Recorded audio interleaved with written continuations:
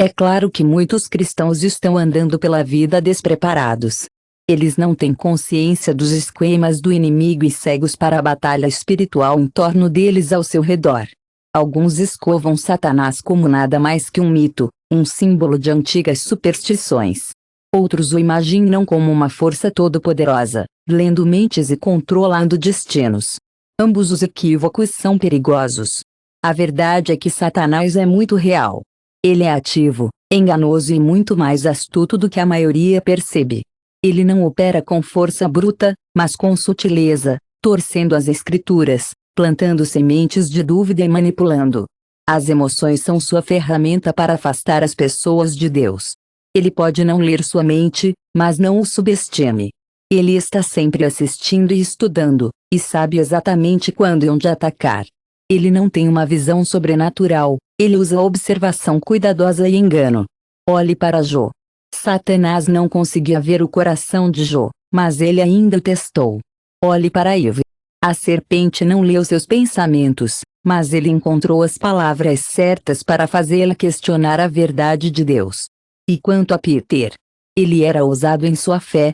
Um momento, Jesus o repreendeu, e no outro, ele estava em Mateus 16:23. A Bíblia é clara: rejeitar Satanás. Ele é uma ofensa porque não considera as coisas de Deus, mas as coisas dos homens.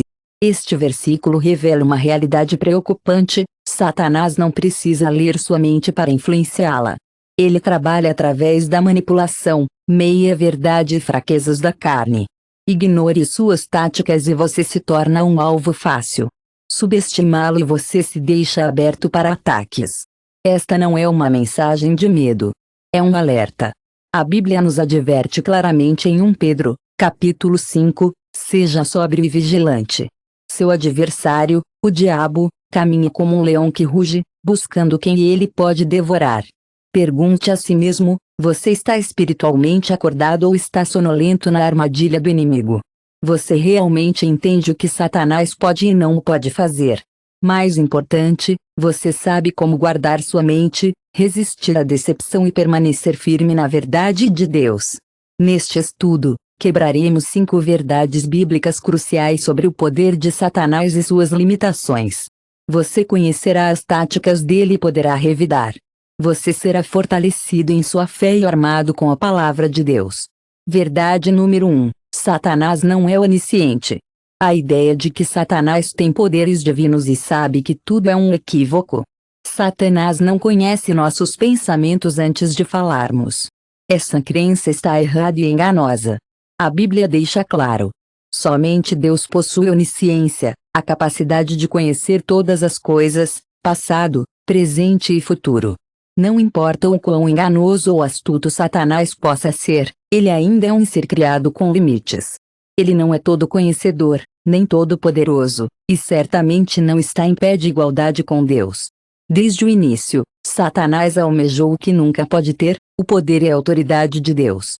Sua queda do céu não foi devido à falta de força, mas por causa de seu orgulho e arrogância. Ele queria se levantar acima do trono do Altíssimo. Não é para ele, o que pertence apenas a Deus é reivindicado por ele. Em vez de subir, ele foi derrubado, despojado de sua antiga glória e condenado a um julgamento eterno. Ele pode ter influência sobre este mundo atual, mas ele não é Deus e nunca será. Ele não compartilha na natureza divina de Deus. Ele não é todo-poderoso, onisciente ou onipresente. A onisciência de Deus é declarada ao longo das Escrituras. O salmista escreve no Salmo 139. 2 Ó Senhor, você me conhece melhor do que eu me conheço. Você sabe tudo sobre mim, meus pensamentos, minhas ações e minhas intenções. Nada está escondido de você. Você conhece o passado, o futuro e todos os detalhes do coração humano. Satanás, por outro lado, nada mais é do que um espírito rebelde. Ele está vinculado pelos limites de um ser criado. Se ele realmente soubesse, ele nunca teria tentado derrubar Deus. Sua rebelião estava condenada desde o início. Se ele tivesse infinita sabedoria, ele teria percebido que a crucificação de Cristo levaria à sua derrota final. Em vez disso, as Escrituras deixam claro em 1 Coríntios 2, é claro que nenhum governante dessa idade entendeu isso. Se tivessem, não teriam crucificado o Senhor da Glória. Somente este versículo resolve. Satanás não sabe tudo. Ele planeja, engana e manipula, mas ele não tem acesso ao infinito conhecimento de Deus. Então, como ele opera? Se ele não consegue ler nossas mentes, como ele parece saber exatamente como atacar? A resposta é simples. Ele assiste. Ele estudou o comportamento humano por milhares de anos. Ele observou como as pessoas reagem à tentação, como as emoções mudam sob pressão e como o orgulho cega o coração. Os mesmos truques que ele usou no Jardim do Éden são os mesmos que ele usa hoje. Ele não precisa inventar novas estratégias, ele recicla os antigos. Pense assim, um pescador qualificado. Ele não precisa ler a mente de um peixe para pegá-lo. Ele estuda a água, aprende os hábitos do peixe e escolhe a isca certa. Satanás não precisa ouvir seus pensamentos. Ele ouve suas palavras. Ele não pode ver seu coração, mas presta muita atenção às suas ações. Ele não pode prever o futuro, mas sabe o suficiente sobre a natureza humana para colocar armadilhas ao longo do caminho. Esta é a Escritura nos alerta a estar alerta e vigilante porque o inimigo é perigoso. Ele não precisa de conhecimento sobrenatural, ele só precisa que sejamos descuidados quando falamos sem pensar, quando agimos sem discernimento e quando habitamos com medo e negatividade. Damos a ele uma porta aberta quando fazemos isso. Ele pode não saber tudo, mas sabe como usar o que revelamos. É por isso que a Bíblia nos diz em Provérbios 18:21: morte e vida estão no poder da língua. Nossas palavras, confissões e pensamentos, se deixados sem controle, tornam-se ferramentas que o inimigo usa contra nós. Mas aqui estão as boas novas: Satanás pode ser observador, mas ele é impotente contra a sabedoria de Deus.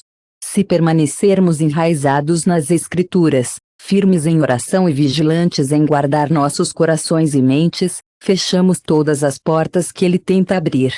Não precisamos viver com medo de seus esquemas. Em vez disso, permanecemos firmes, confiantes na verdade de que servimos um Deus que vê todos, conhece tudo e mantém tudo em suas mãos. Nosso futuro está em suas mãos. Verdade número 2: Satanás observa. Satanás não precisa ler sua mente quando ele pode simplesmente estudar seus hábitos, suas palavras, suas emoções e como você responde aos desafios da vida. Assim como um caçador habilidoso rastreia as pegadas de sua presa, o diabo acompanha os padrões do comportamento humano.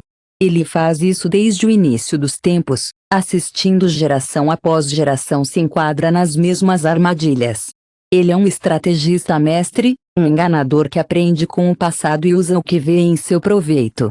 Tome a história de Jó é clara. Quando Satanás veio diante de Deus, ele não afirma conhecer os pensamentos de Jó, mas ele sabia a vida de Jó.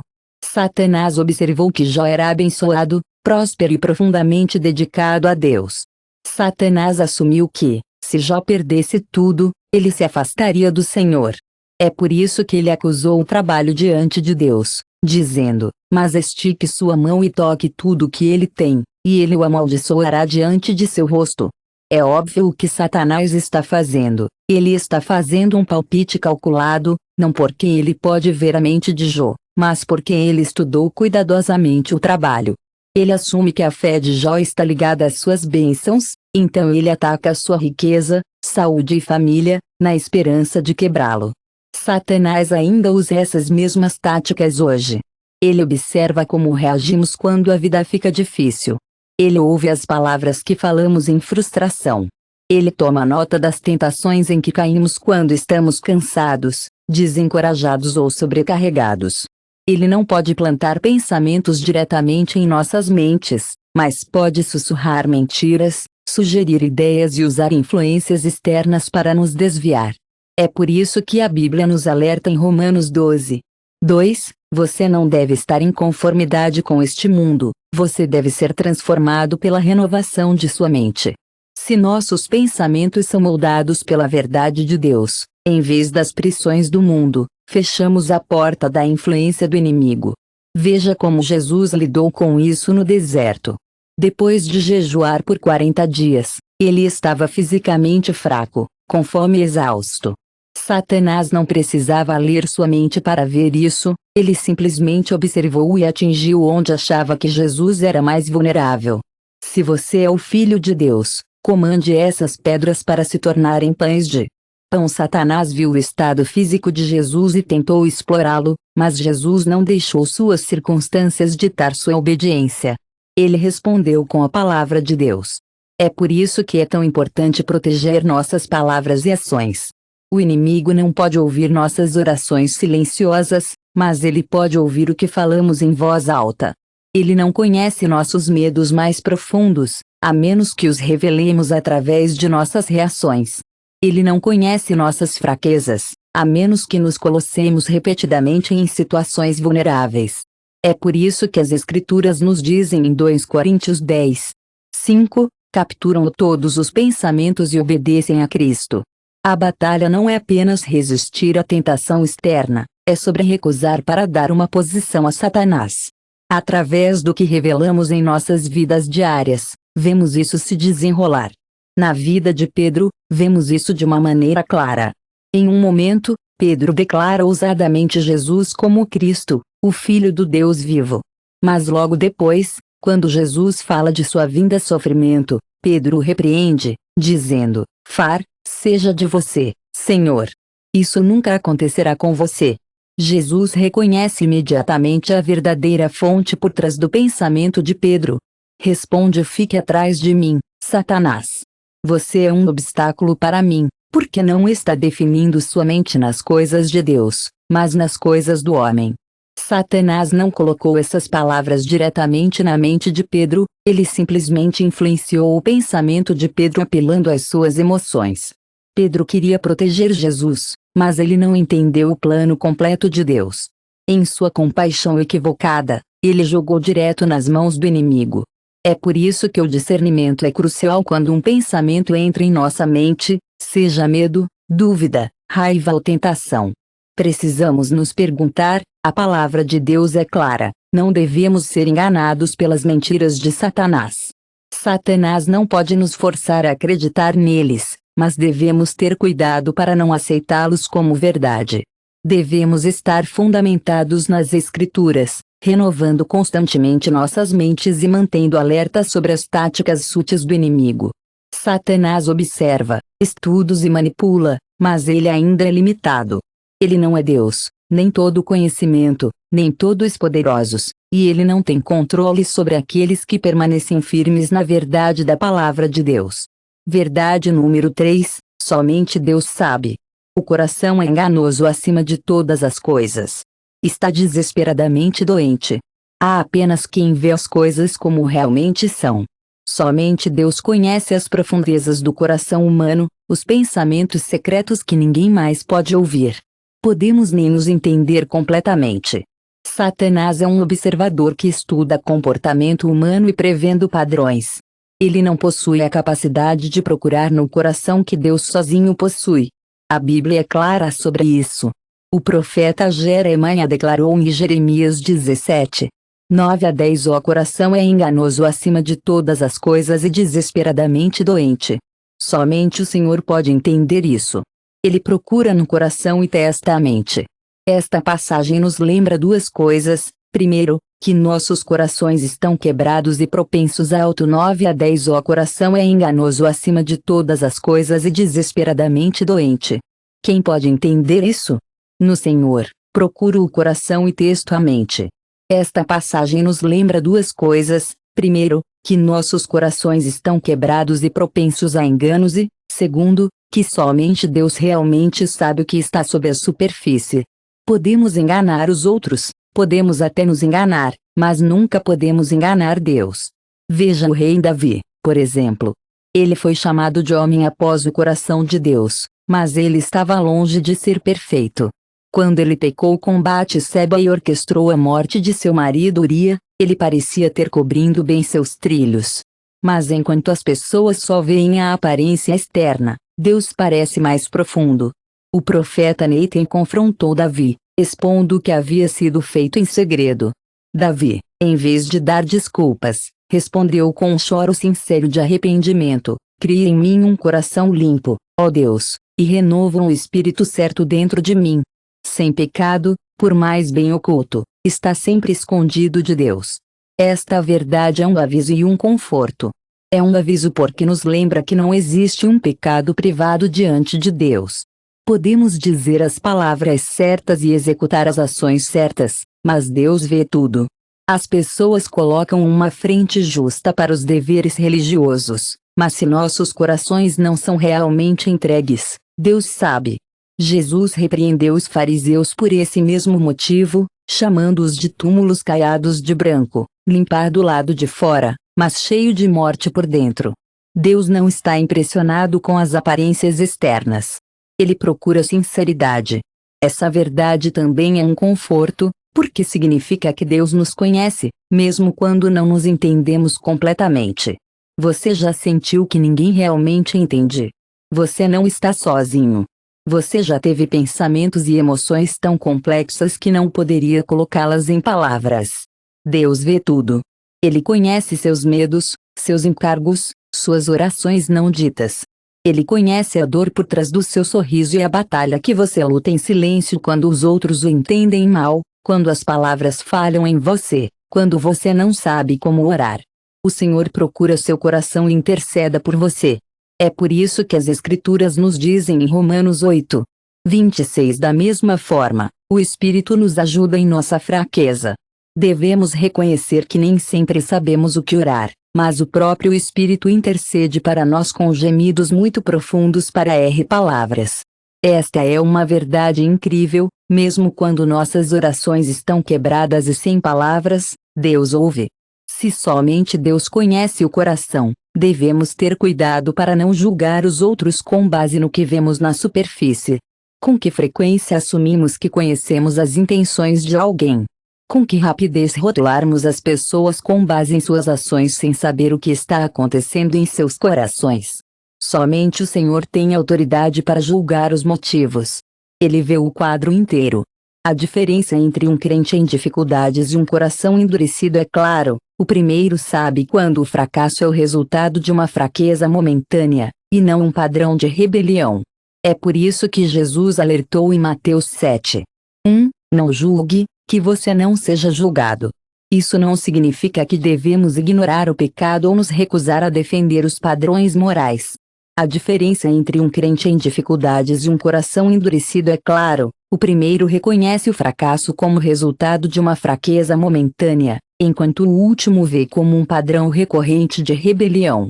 É exatamente por isso que Jesus alertou em Mateus 7:1, não julgue, ou você será julgado. Isso não implica uma ausência de julgamento moral, significa exercitar o discernimento e reconhecer que somente Deus tem a visão completa. O fato de Deus sozinho saber que o coração deve nos humilhar. Podemos pensar que temos motivos puros, mas sem a luz de busca do Espírito de Deus, podemos ser cegos para nossa própria auto-engano. Devemos ser cautelosos ao julgar os outros. Deus conhece o coração, e devemos ser humildes. Podemos pensar que temos motivos puros, mas podemos ser cegos para nossa própria auto-engano. É por isso que Davi orou: procure-me, ó Deus, e conheça meu coração. Experimente-me, e conheça meus pensamentos, e veja se existe alguma maneira grave em mim e me conduz da maneira eterna. Ele não confiava em si mesmo para ver seu próprio coração. Ele pediu a Deus que revelasse qualquer coisa oculta, qualquer desejo errado ou qualquer pecado que estivesse fora de alinhamento com sua vontade. Devemos orar a mesma coisa quando viermos diante de Deus. Não precisamos fingir que Ele já conhece toda fraqueza e falha, e ainda assim Ele nos convida à sua presença. Não expõe nossos corações a envergonhar, Ele limpa, transforma e nos leva na verdade. Quarto, devemos proteger nossos corações de seus ataques. A mente é um campo de batalha. Tentação, dúvida e medo começam em nossos pensamentos antes de agirmos sobre o pecado. A fé é criada pela primeira vez em nossos corações antes de viver. É por isso que a Bíblia enfatiza proteger nossos pensamentos. Devemos entender que nossos pensamentos moldam nossas ações. O inimigo sabe disso bem. Sua estratégia principal não é ataque físico, é guerra mental. Ele não consegue ler nossos pensamentos, mas pode influenciá-los através do engano, sugestão e medo. Essa tática não é nova. Desde o início, Satanás o usou para desviar as pessoas. Pegue a história de Eva no Jardim do Éden. Ele não a forçou a pecar, ele simplesmente plantou um pensamento, torcendo as palavras de Deus para introduzir dúvidas.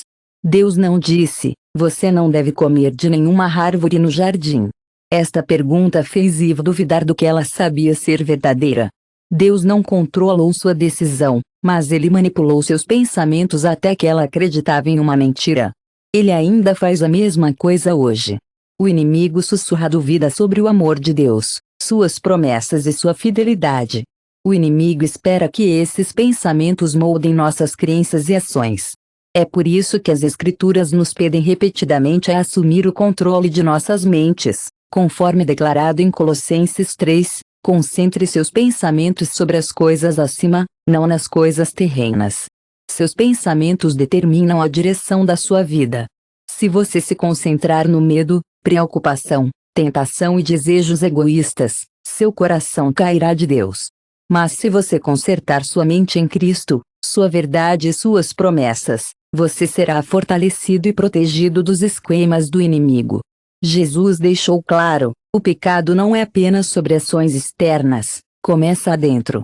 Pensamentos malignos, assassinato, adultério, imoralidade sexual, roubo, falso testemunho e calúnia, todos começam como pensamentos internos. Devemos proteger o que permitimos em nossas mentes. O inimigo nos influencia através da mídia, cultura e pessoas. Começa dentro.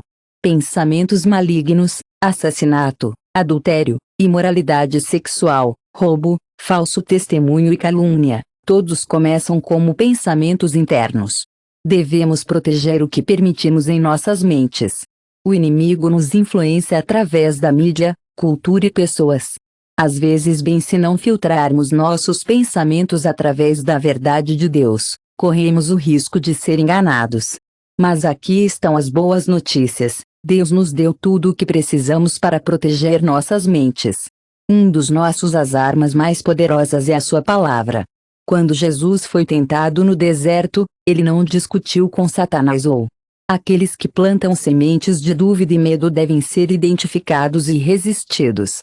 Não devemos permitir que nossos pensamentos sejam influenciados por algo que não seja a verdade. Deus nos deu tudo o que precisamos para proteger nossas mentes. Sua palavra é uma das nossas armas mais poderosas. Quando Jesus foi tentado no deserto, ele não discutiu com Satanás ou divertiu suas sugestões.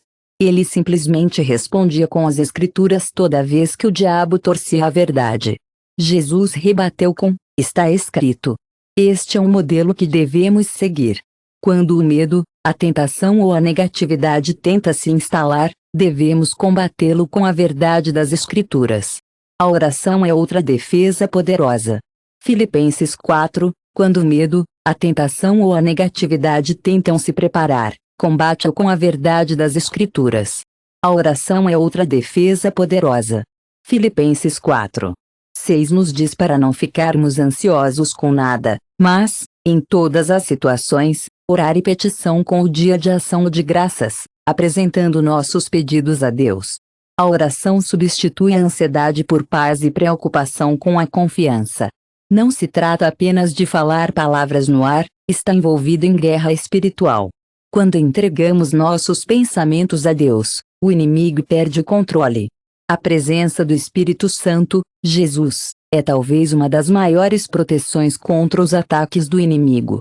O Espírito Santo nos guiará a toda a verdade. Ele nos lembrará o que ensinou. Quando entramos no Espírito, podemos reconhecer o engano pelo que é. Tornamo-nos mais conscientes quando um pensamento não é de Deus e o rejeitou antes que ele se enraize. A proteção espiritual não é apenas evitar o pecado óbvio. É sobre alinhar ativamente nossas mentes com a verdade de Deus. Trata-se de se recusar a advertir pensamentos que contradizem sua palavra. Filipenses 4. 8 nos dá um plano claro: o que é verdadeiro, o que é nobre, o que é certo, o que é puro, o que é adorável, o que é admirável, o que é excelente ou louvável. Pense nessas coisas. Esta não é apenas uma sugestão, é um comando. Nossos pensamentos moldam nossas vidas. Se habitarmos o medo, a dúvida e a negatividade, viveremos em derrota. Mas se meditarmos, viveremos em vitória. 8 nos dá um plano claro para pensar sobre o que é verdadeiro, nobre, certo, puro, adorável, admirável, excelente ou louvável. Esta não é apenas uma sugestão, é um comando. Nossos pensamentos moldam nossas vidas. Se habitarmos o medo, a dúvida e a negatividade, viveremos em derrota. Mas se meditarmos sobre a bondade, fidelidade e promessas de Deus, entraremos em vitória. A Bíblia descreve a fé como um escudo quando o inimigo dispara flechas de dúvida, medo e tentação. A fé os bloqueia antes que eles possam se apossar. É por isso que devemos ser intencionais em fortalecer nossa fé, enchendo nossas mentes com a verdade de Deus e protegendo nossos corações contra. Devemos ser intencionais em fortalecer nossa fé, enchendo nossas mentes com a verdade de Deus e protegendo nossos corações contra qualquer coisa que busque nos afastar dele. Como resistimos ao diabo e permanecemos espiritualmente fortes? A guerra espiritual não é algo que podemos nos dar ao luxo de ser passivos. Os crentes vivem em derrota simplesmente porque não percebem que resistir ao inimigo é um compromisso diário e intencional. A Bíblia é clara: Satanás não está fazendo pausas. Ele é implacável. O diabo chegará a você com medo, dúvida e tentação. Mas aqui estão as boas notícias: ele não é imbatível. Deus nos deu tudo o que precisamos para permanecer forte. A verdadeira questão é: estamos usando o que ele forneceu? Resista ao diabo. Render.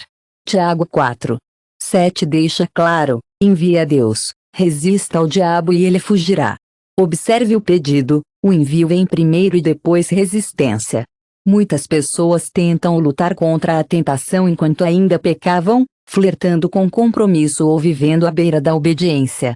Mas a verdadeira resistência começa quando enviamos completamente. Submeter-se a Deus. Resista ao diabo, e ele fugirá de você. A submissão vem primeiro, depois resistência. Muitas pessoas tentam lutar contra a tentação enquanto ainda pecavam, flertando com compromisso ou vivendo à beira da obediência. Mas a verdadeira resistência começa quando enviamos completamente. Pare de dar desculpas para o pecado e opte por andar em obediência. Quanto mais nos rendemos a Deus, menos poder o inimigo tem sobre nós. Mas o envio por si só não é suficiente. Também precisamos estar preparados para a luta. A Bíblia descreve a guerra espiritual como uma batalha, e nenhum soldado vai para a guerra desarmado. Efésios 6, coloque toda a armadura de Deus para que você possa ficar contra os esquemas do diabo. Os ataques do inimigo nem sempre são óbvios. Ele nem sempre vem cobrando, às vezes, ele se disfarça de algo bom, torcendo a verdade apenas o suficiente para plantar sementes de dúvida. Você deve colocar a armadura de Deus, verdade, justiça, fé e a palavra de Deus. Sem isso, você está vulnerável ao engano. A fé é uma das partes mais cruciais dessa armadura. A fé não é apenas acreditar, é confiança em quem é Deus e o que ele tem. O inimigo sussurra mentir. Deus o abandonou. Suas orações não importam. Esta situação é sem esperança. Mas a fé fecha essas mentiras. Fé diz: posso ainda não ver a resposta, mas sei que Deus está trabalhando. Fé declara: não importa quão feroz a batalha, eu estarei nas promessas de Deus. Quando nos apegamos rapidamente à fé, despojamos o inimigo de seu poder sobre nossos pensamentos. Outra ferramenta poderosa para resistir ao inimigo é a palavra de Deus. Quando Jesus foi tentado no deserto, ele não discutiu com Satanás. Ele não divertiu as mentiras. Ele respondeu. Ele disse que as Escrituras são a arma da verdade. Se Jesus lutou contra a tentação das Escrituras, devemos fazer o mesmo. A Bíblia é mais do que uma coleção de ensinamentos, é uma espada que corta o engano e expõe os esquemas do inimigo. Quando enchemos nossas mentes com as Escrituras, construímos uma defesa que Satanás não pode penetrar. A oração é outra arma essencial nesta batalha. Jesus disse a seus discípulos para assistir e orar para que eles não entrassem em tentação. A oração não é apenas um hábito religioso, É uma linha direta para nossa fonte de força. O inimigo sabe disso, e é por isso que ele trabalha tanto para nos manter muito ocupados, distraídos ou cansados demais para orar. Ele prefere que nos leia sobre Deus do que realmente conversando com Ele. Mas quando cultivamos um estilo de vida de oração e buscamos a Deus todos os dias, construímos uma fortaleza espiritual pela qual o inimigo não pode romper. Satanás não controla nossos pensamentos, mas ele sabe como plantá-los. Ele tenta entrar em dúvida, medo e insegurança, esperando que eles cresçam. É por isso que 2 Coríntios 10:5 nos diz para levar todos os pensamentos em cativeiro para obedecer a Cristo. Quando um pensamento negativo ou tentador entra em sua mente, você tem uma escolha: deixe-o enraizar ou substituí-lo pela verdade de Deus. A vitória começa na mente. Se o inimigo puder influenciar seus pensamentos, ele pode influenciar suas ações. Mas se seus pensamentos estão ancorados em Cristo, ele não tem posição. Finalmente, resistir ao inimigo não é necessário. Devemos fazer isso sozinho. As táticas de Satanás são eficazes e uma das melhores é o isolamento. Ele nos convence de que ninguém entende nossas lutas. Mas a Bíblia nos lembra o poder da comunidade. O ferro afia o ferro e um homem afia o outro. Cercando-nos com pessoas piedosas nos fortalece, nos mantém responsáveis e nos ajuda a permanecer fundamentados na verdade. Resistir ao inimigo não é sobre nossa força, é sobre a dependência apenas de Deus. Somos fracos, mas com Cristo, temos a vitória. Filipenses 4:13 não é apenas uma citação motivacional, é uma realidade. Eu posso fazer todas as coisas através daquele que me fortalece.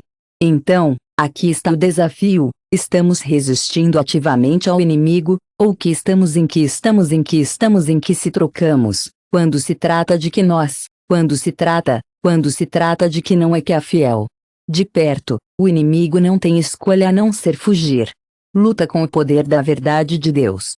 Deus o abençoe.